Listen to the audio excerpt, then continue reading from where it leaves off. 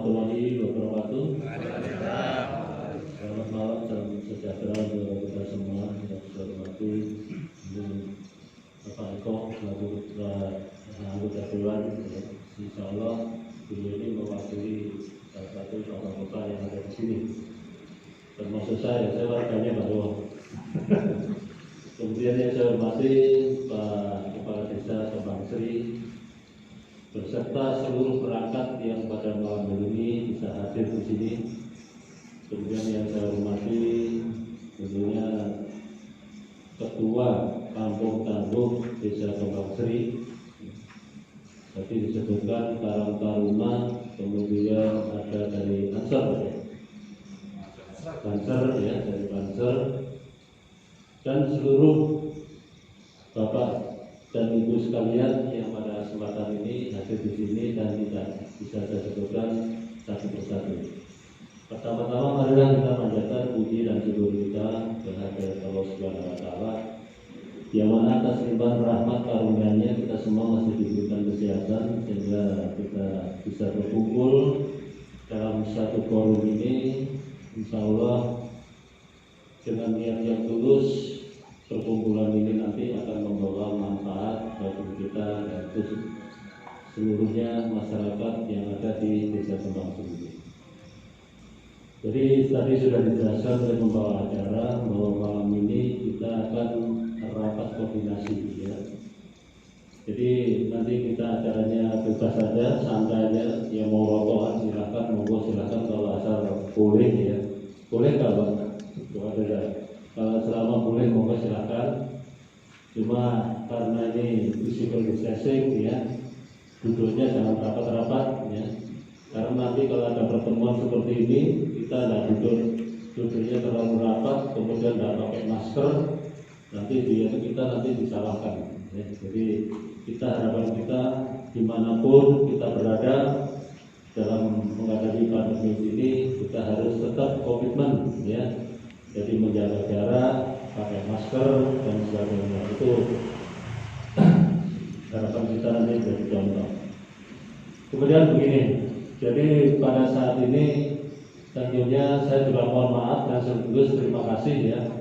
Beberapa waktu yang lalu kita ini, saya khususnya ya, Kapolsek Ngoro ya, beserta anggota saya ya, ujuk-ujuk ada banyak kegiatan yang ada di ujung jalan ini ya. Yang notabene akhirnya masyarakat tahu bahwa ini adalah dalam rangka untuk mewujudkan kampung tangguh. Sebetulnya kampung tangguh itu opposite, gitu kan begitu loh Pak ya. Jadi begini Pak ya, ini di dalamnya ya, kampung tangguh ini di dalamnya sebetulnya POP Pak. POP itu ya, problem oriented policing. Artinya permasalahan ya yang ada di masyarakat ini bagaimana upayanya ya, masyarakat ini bisa mengatasi permasalahan yang ada di dirinya sendiri, di keluarganya dan lingkungannya. Jadi intinya rohnya itu ada di situ. Nah, yang akan kita wujudkan ini adalah ya, kalau seandainya nanti ada suatu permasalahan dan ini bisa diselesaikan oleh masyarakat yang ada di sini ya, dengan prinsip disiplin gotong royong, ya inilah yang namanya kampung tangguh. Dari sini paham Pak? Mungkin ada yang bertanya kan? Biar clear. Jadi inilah namanya kampung tangguh ini seperti ini. Nah, sekarang permasalahan yang kita hadapi ini adalah ya, ini masalah COVID, pandemi COVID ya. Artinya itu kalau dulu itu orang mengatakan babluk gitu. Jadi seperti itu ya. Dan ini mengenai semua, bukan masyarakat Indonesia saja, seluruh dunia. Nah, kemudian berawal dari munculnya pandemi ini, pemerintah sudah hadir di tengah-tengah masyarakat. Salah satunya adalah uji cobanya adalah Dinas Kesehatan, TNI dan Polri. Namun dalam perjalanannya ini sudah dikerjakan tapi hasilnya tidak signifikan. Karena karakter daripada virus ini adalah penularannya dari orang ke orang. Kita sudah upaya Pak, semaksimal, bahkan sekolah diliburkan, kegiatan keagamaan dibatasi, kemudian TNI Polri suruh ngobrol-ngobrol dan sebagainya masyarakat, ya, dengan harapan ada suatu kesadaran masyarakat. Logikanya yang sekolah ada diliburkan, tapi notabene di Indonesia ini saya sampaikan aja, malam-malam itu banyak yang nongkrong-nongkrong di warung kopi. Bukan kita ini melarang orang jualan kopi, tapi nongkrong-nongkrongnya ini ya berarti kan bertolak belakang. Pemerintah sudah mengatakan mau sekolah aja diliburkan kok. Ini yang apa? Ini dibebaskan berkeliaran. Nah, artinya kesimpulannya bahwa ada empati yang anak-anak kita aja yang sekolah ini dikorbankan ya, supaya ada suatu pemahaman, supaya untuk memutus ini. Tapi di satu sisi nongkrong-nongkrong itu tetap berjalan. Nah, akhirnya polisi hadir di situ. Namun demikian hasilnya tidak signifikan. Akhirnya pola pendekatan kita sampai kepada suatu kesimpulan, yaitu dengan program POP ini. Jadi menyelesaikan permasalahan yang ada di masyarakat berbasis masyarakat dengan prinsip disiplin dan gotong royong saling membantu. Itu maksudnya. Ilustrasinya begini Bapak. Jadi suatu wilayah, ya, ini katakanlah ya di blacklist masyarakatnya itu, katakanlah blacklist nasional hitam. Masyarakatnya di sana ya, karena sudah di blacklist, dia akhirnya terjerumus kepada hal-hal yang negatif, yang kurang baik. Katakanlah masalah narkoba. Nah, saya yakin dan percaya tidak semua komunitas slum yang ada di situ itu keinginan untuk melanggar hukum. Betul nggak? Namun demikian permasalahannya, karena sudah di blacklist menjadi daerah hitam, akhirnya mau melepaskan dengan narkoba, mau bekerja di sana ditolak, di sini ditolak dan sebagainya. Tidak punya kompetensi kecuali jual narkoba. Nah, sampai kapan ini bisa berubah? Tentunya semua itu berlihat daripada masyarakat yang ada di situ, dan ada sentuhan atau dorongan dari salah satunya adalah relawan dan perangkat ini. Sehingga seandainya ada satu kelompok tertentu yang ada di lokasi itu mau berubah, ayo kita bantu. Caranya bagaimana? Polisi hadir di sana, TNI hadir di sana, dari pemerintah hadir di sana. Sesuai dengan tupoksi kita masing-masing, kita berbuat. Masyarakat kita berbuat. Salah satu masyarakat kalau sudah ada yang mau berubah seperti ini, ayo kita bantu, kita dorong. Polisi hadir di sana, kita bina, kita hadir. Kemudian kalau dia mau melamar pekerjaan di suatu tempat, kita berikan rekomendasi bahwa yang saat bersangkutan walaupun berasal dari ini sudah berubah, lakunya, SKCK-nya dibantu dan sebagainya. Nah inilah, ini sebetulnya permasalahannya itu seperti itu ilustrasinya. Nah kemudian masalah kampung tangguh ini Pak, memang ini hadir ya, terkait dengan masalah COVID. Ternyata COVID ini ya menimbulkan ekses masalah kesehatan, kemudian masalah ekonomi, masalah sosial, dan masalah keamanan. Nah, terkait dengan masalah kesehatannya, bagaimana implementasinya di lapangan ya? Yang tadi sudah saya sampaikan itu, kekuatan yang potensi masyarakat yang dihimpun dalam suatu kekuatan berupa harapan kita nanti menjadikan suatu gerakan ya, yang diimplementasikan dengan pola-pola yang tentunya sudah sedikit tergambar dengan adanya banner-banner ini, dengan berdirinya pos yang ada di sana, ya, itu nanti semua bergerak diawali oleh masyarakat. Ya. Jadi untuk memutus hubungan caranya begitu. Kita melaksanakan protokol kesehatan, sehingga nanti implementasinya, ya, untuk melindungi masyarakat yang ada di seputaran ini, ya, pertama polanya kita menggunakan nanti kita gunakan one gate. Jadi nanti keluar masuknya masyarakat ini hanya satu pintu, kemudian di sana diberlakukan protokol kesehatan, mulai dari disemprot, mulai dari dicek suhunya, kemudian didata dan lain sebagainya. Jadi seperti itu. Jadi nanti di pos sana itu nanti implementasi pelaksanaannya itu adalah diawali oleh masyarakat, ya. Kemudian tugasnya nanti seperti itu. Nah, kita jelaskan secara rinci. Kenapa harus disemprot? Karena kita tidak tahu yang akan masuk ke sini itu, seandainya itu masyarakat sini, dia baru berpergian dari mana, kita tidak tahu.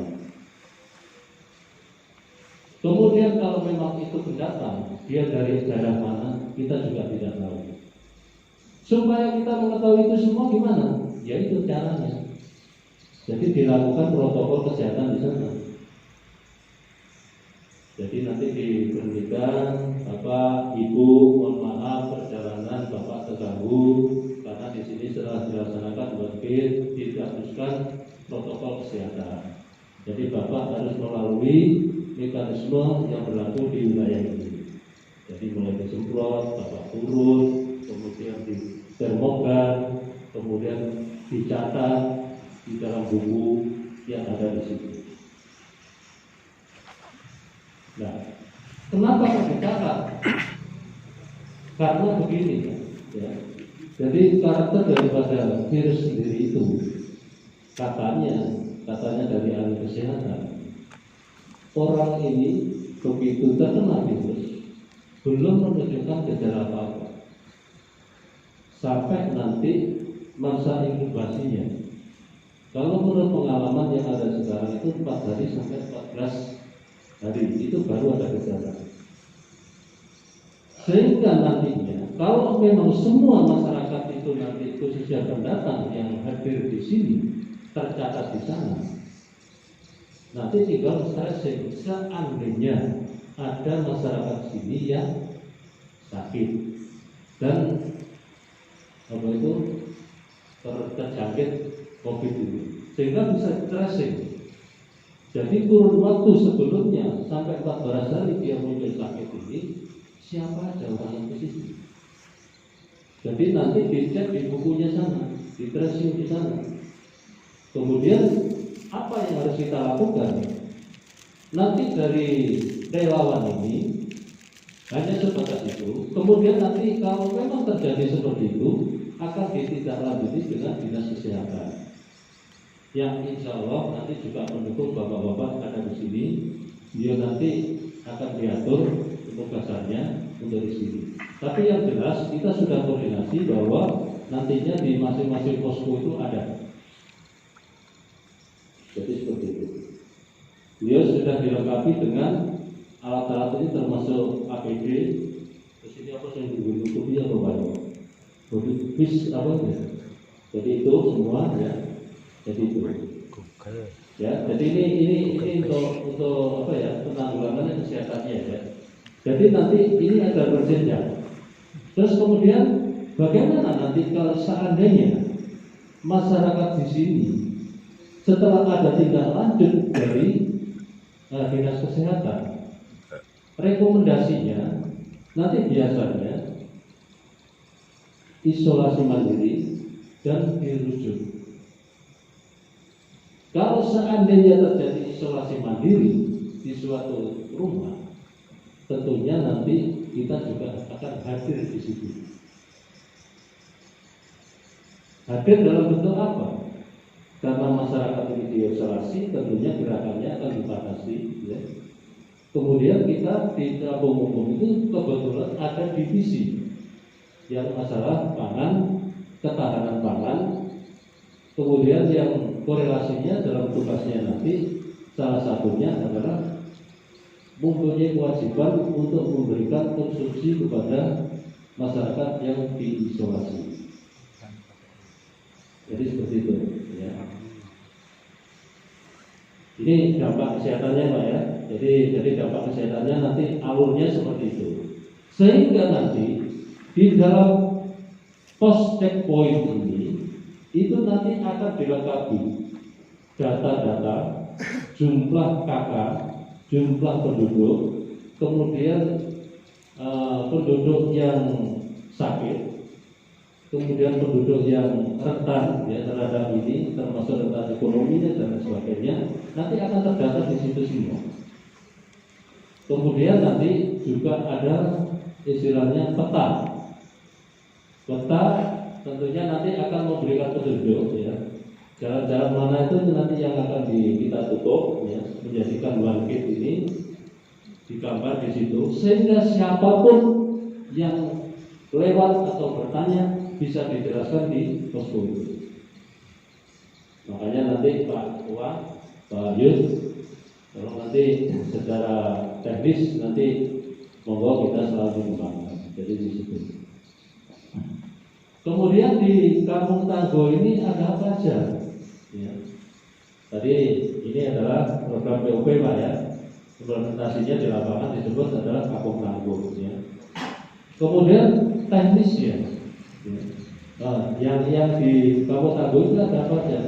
Nanti di situ ada divisi-divisi ya. Divisi pangan, divisi keamanan, kemudian divisi kesehatannya, kemudian divisi terkait dengan pangan, kesehatan, ada pangan, kesehatan, kemudian keamanan, kemudian distribusi pangan. Jadi itu ya. Jadi masing-masing nanti punya peran sesuai dengan job description. Dan semua itu sudah kita jelaskan di sana. Ya, jadi itu. Kemudian Kampung Tangguh nanti akan juga hadir yang tadi saya sebutkan ya, bahwa kalau sudah terjadi ini, yang dimungkinkan akan terjadi adalah dampak ekonomi yang sekarang ini sudah kita rasakan.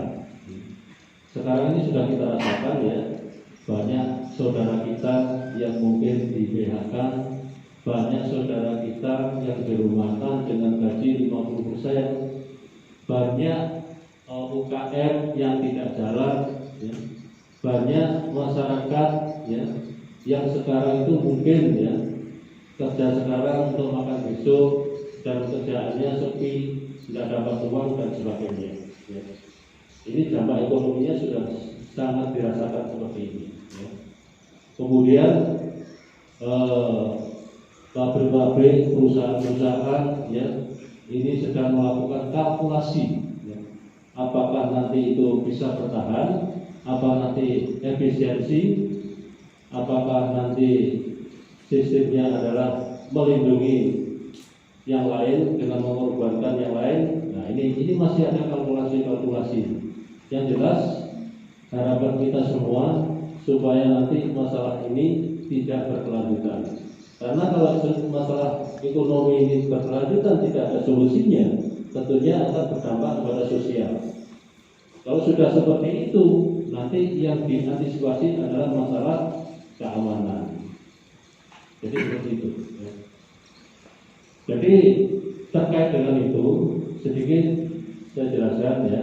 Jadi rohnya daripada Kampung Tangguh ini adalah ya, ini adalah bagaimana upaya masyarakat ini menyelesaikan permasalahan ini dengan kemampuan yang ada di dirinya masing-masing.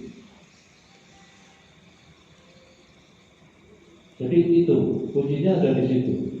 Kemudian kemarin saya dapat masukan dari Pak Eko dan sebagainya, kok ini ada lomba dan sebagainya. Sebetulnya ya, ini hanya memberikan motivasi khususnya kepada kita ini ya, yang notabene ya ada tugas ya untuk terjun masuk ke masyarakat terkait dengan COVID ini. Apa sih permasalahan yang ada di masyarakat? Seperti contoh suatu misal. Di sini dulu pertama muncul di sini ya, masyarakat was-was begini-begini. Akhirnya kita koordinasi dengan Dinas Kesehatan begini. Pak Kapolsek ini kita ini sebenarnya begini. Akhirnya saya koordinasikan sudah Pak Yono, sama harus tegas terkait dengan itu. Ya. Jangan pikir enak gak enak. Yang penting protokol kesehatan harus dilaksanakan. Ya. Supaya masyarakat di sini tidak was-was juga. Ya. Jadi seperti itu. Ya. Akhirnya dijalankan. Ya. Terus langkah-langkah sesuai dengan prosedur dilaksanakan. Ya. Jadi seperti itu. Ya. Kemudian kemarin saya studi banding, ya. Sementara ini di wilayah Kabupaten Mojokerto itu yang menjadi acuan itu di desa Bejijong, Trawulan. Kemarin kita ada ada bakti sosial di sana. Kemudian seluruh Kapolsek itu diperintahkan untuk melihat di Bejijong. Gambaran yang saya lihat di sana, ya, itu pertama itu memang kampungnya sudah tertata, kemudian sarana untuk edukasi atau sarana untuk publikasi, ya, berupa banner-banner itu juga sudah ada. Bahkan di sana itu umbul-umbul itu sepanjang jalur itu sudah dipasangi semua. Kemudian setiap rumah tidak ada satupun yang terlewat, semua memasang tempat cuci di depan rumahnya. Tidak tahu itu berupa pendi itu semua itu seragam, semua tadi itu seragam. Nah, terus kemudian checkpointnya yang seperti kita ini selalu ada orangnya. Nah, kemudian saya tanya kepada Pak Kepala Desanya dan ketuanya, kok bisa seperti ini? Ya, saya tanya, apakah relawan-relawan ini tidak kerja? Terus caranya gimana? Seperti ini. Ternyata di luar dugaan saya. Jadi ada suatu pembagian begini, ini keterangan ini. Kalau ini yang jaga di sana itu melibatkan seluruh masyarakat tanpa kecuali. Kemudian cara pengaturannya gimana? Kalau seandainya masyarakat ini bisanya malam, diplotin malam. Kalau seandainya masyarakat itu bisanya siang, diplotin siang. Kemudian bagaimana caranya pada saat kebetulan hari Jumat? Ternyata luar biasa. Yang jaga ibu-ibu. Nah, terus kemudian saya tanya, terus terang aja saya tanya. Nah, terus yang jaga-jaga ini gimana anunya? Ternyata termasuk yang dapur umum itu difungsikan untuk memberikan makan kepada yang jaga ini. Ternyata di sana pelaksanaannya setiap malam, ya, yang namanya divisi keamanan itu melaksanakan patroli. Kemudian pada saat patroli itu dia dibebani tugas untuk setiap rumah itu disambangi, ya, istilahnya namanya jimpitan. Jadi jimpitan itu, dan jimpitan itu di sana bisa berupa apapun, termasuk uang. Nah, ini penjelasan dari sana. Kebetulan ketuanya itu ibu-ibu perempuan itu, tidak tahu siapa namanya, ya. Ini seperti itu. Jadi dijelaskan seperti itu. Nah, berarti kalau memang betul seperti ini, ya, yang namanya yang saya jelaskan POB tadi itu sudah bisa diterima oleh masyarakat. Memang itu, Pak, rohnya itu. Jadi seperti itu. Dan sekali lagi, apa yang kita wujudkan sekarang ini, ini hanya merupakan visualisasi aja, ya. Akan hanya memberikan kesan, ya, kepada siapapun yang pernah lewat di sini, bahwa di sini masyarakatnya sudah sepakat, ya, bahwa di sini dilaksanakan yang namanya kampung tangguh. Yang di dalamnya tadi yang sudah saya jelaskan tadi. Jadi ingin mengatasi permasalahan yang ada di lingkungan ini berdasarkan kemampuan potensi yang ada di masyarakat itu sendiri.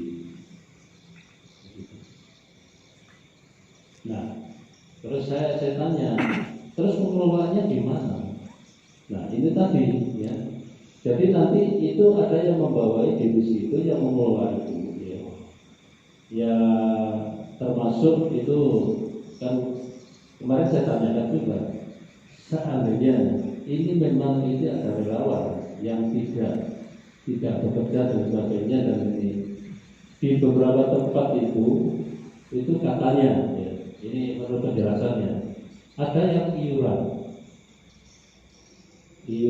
untuk seperti itu Pak ya, pam swakarsa yang ada di perumahan-perumahan itu. Jadi itu iuran ya, untuk menggaji mereka. Jadi seperti itu. Dan teknisnya macam-macam. Makanya nanti di sini harapan saya nanti di sini pun boleh membuat norma, tapi dengan catatan ya bahwa di Indonesia ini adalah negara hukum. Tentunya hierarki hukum tidak boleh dilangkai. Maksud saya ya, setiap membuat suatu aturan itu harus ada korelasinya dengan aturan yang ada di atasnya. Tidak boleh bertentangan ya. Kalau bertentangan secara otomatis nanti Pak Eko nanti yang akan membatalkan, betul ya? Jadi seperti itu. Begitu ya. Boleh ya. Artinya contoh begini. Tapi kalau seandainya semua berdasarkan kesepakatan ini, walaupun nanti melibatkan masyarakat, contoh ya, semua tanpa kecuali melibatkan masyarakat. Tapi nanti inti daripada yang mengawal di sana itu minimal harus ada. Nah, yang ada ini secara kontinu nanti di bergilir itu bagaimana? Ya mau silakan. Kalau seandainya nanti kalau nanti mau dapur umum itu diaktifkan, kemudian nanti setiap jaga nanti dikirimi makanan dan sebagainya, ya mau silakan. Ya. Terus bahannya dari mana dan sebagainya tadi sudah saya jelaskan tadi. Ya. Jadi caranya seperti itu. Artinya kalau memang seperti ini, nanti kita berdaya. Nah, kemudian nanti pengembangannya. Kita memperkirakan begini, seandainya betul, umpama prosentase yang terjangkit ini cukup banyak, kita sudah tidak kualat karena kita sudah tahu tugasnya kita masing-masing. Seperti nanti seandainya kita bisa memperdayakan mungkin lahan yang kosong digunakan ternak, kemudian menanam sayur dan sebagainya. Monggo ini silakan inovasi seperti itu. Di sini juga ada selain dan sebagainya. Monggo ya, diberdayakan itu semua ya. Jadi itu Pak ya, intinya seperti itu ya. Kemudian apakah kampung tangguh ini sampai kapan? Pertanyaannya kan begitu ya. Ini di beberapa tempat kebetulan di sini ya, ini ada 4 desa ya, yang menjadi ya namanya Bapak proyek untuk 19 desa yang ada di Kecamatan Ngoro ini ya. Ini saya sudah banyak masukan. Dan ternyata jalan ini kalau ditutup seperti ini, minimal sekarang ini ya ini hubungannya orang-orang masyarakat sana. Saya kira uang bank pikir itu bahwa ini macam-macam dan jadi ada semua itu lewat posisi ini. Kemudian leasing itu juga wani narik. Apakah memang sekarang ini untuk OJK ini ada suatu kebijaksanaan sementara ini tidak boleh narik-narik atau gimana? Yang jelas ini sekarang ini. Dan dia mau narik paksa gimana? Mau semua itu dia keluar masuknya melalui pos. Nah kalau sudah seperti ini mereka kan terdata di situ. Artinya kalau mereka di dalam berbuat macam-macam, kan otomatis sudah terdata di situ. Tidak mungkin berani. Nah, kalau yang seperti itu aja nggak berani, otomatis maling. Sudahlah, sekarang ini sistemnya curang itu kalau di perumahan Pak, sifatnya dia ini patroli sama dengan polisi. Jadi naik sepeda motor, pelan-pelan gambar. Kalau kelihatannya ada kesempatan diulang lagi. Kemudian kalau diulang lagi ternyata ada kesempatan lagi, ya sudah terjadi. Jadi seperti ini sistemnya. Nah seandainya nanti itu di pos ini kita berjalan dengan baik, kemudian setiap ini didata, kira-kira wani mau kumpul nggak? Kan nggak berani itu masuk. Nah, sehingga nanti keberadaan kampung tangguh ini, kalau memang masyarakat merasakan bahwa ini betul-betul ada manfaatnya, monggo dilanjutkan. Seandainya pandemi ini sudah tidak ada.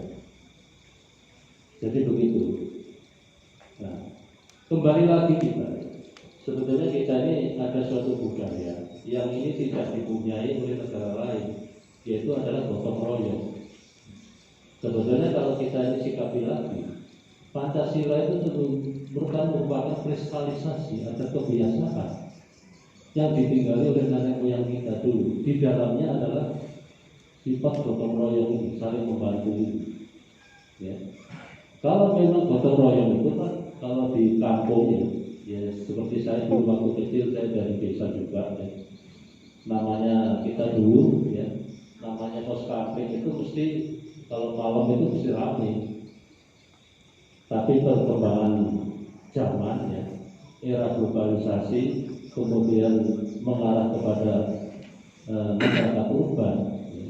Hal ini semua ketinggalan. Karena apa? Memang kita dipaksa dengan situasi. Karena kita ini harus bekerja keras. Kalau dulu masyarakat kita yang paling banyak adalah petani.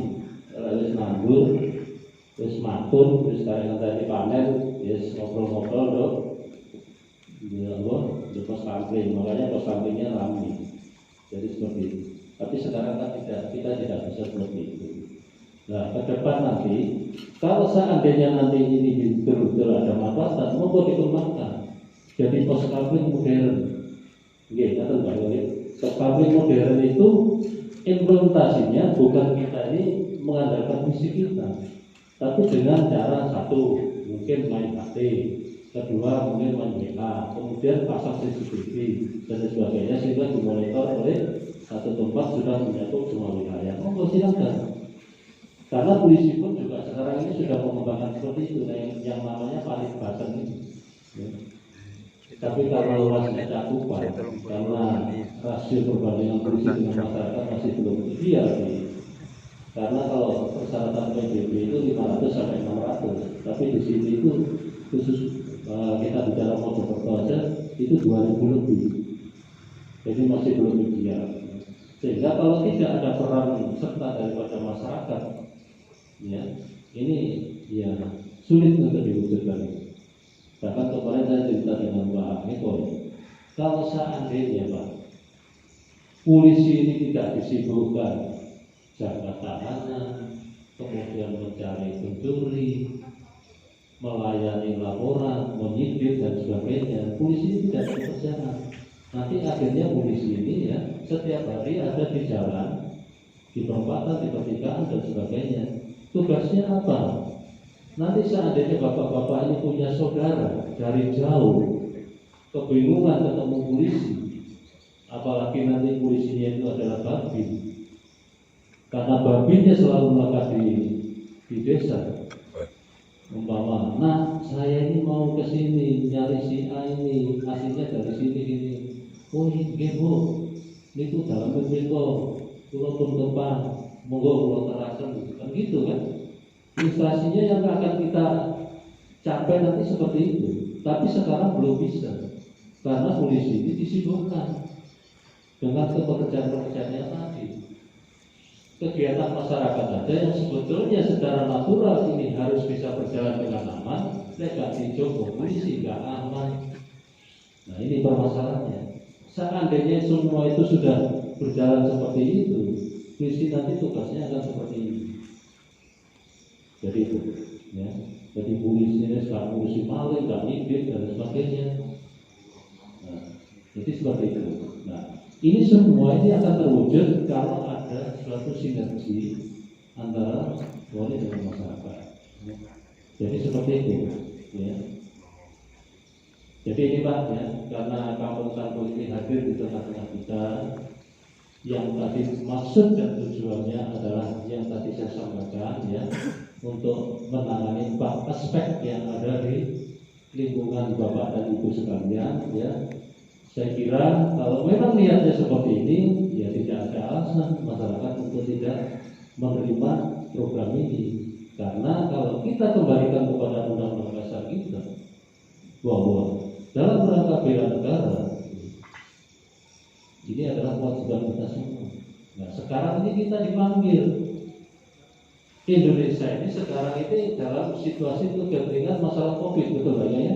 Sehingga perpunya itu sudah ditandatangani terkait dengan COVID ini. Ini sudah ada perpunya. Nah, kemudian pelaksanaan regulasinya sudah ada Undang-Undang Nomor 484 tentang wabah penyakit.